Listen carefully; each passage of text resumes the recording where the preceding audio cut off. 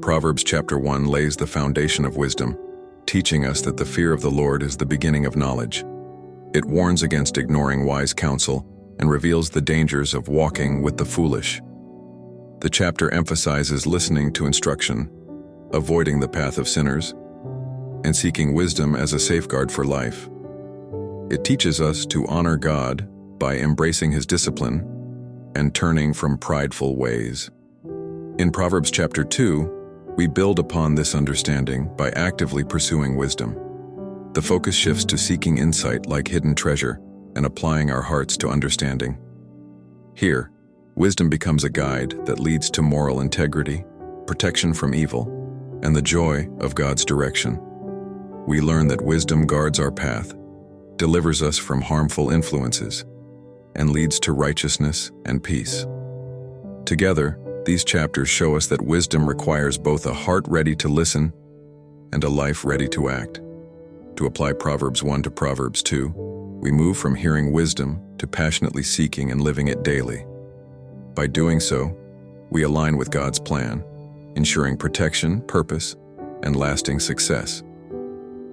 My son, if you accept my words and store up my commands within you, turning your ear to wisdom and applying your heart to understanding, indeed, if you call out for insight and cry aloud for understanding, and if you look for it as for silver and search for it as for hidden treasure, then you will understand the fear of the Lord and find the knowledge of God. For the Lord gives wisdom, from His mouth come knowledge and understanding. He holds success in store for the upright. He is a shield to those whose walk is blameless, for He guards the course of the just and protects the way of His faithful ones. Then you will understand what is right and just and fair, every good path. For wisdom will enter your heart, and knowledge will be pleasant to your soul. Discretion will protect you, and understanding will guard you.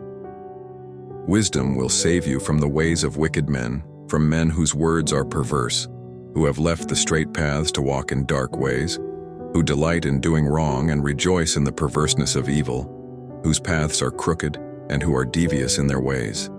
Wisdom will save you also from the adulterous woman, from the wayward woman with her seductive words, who has left the partner of her youth and ignored the covenant she made before God.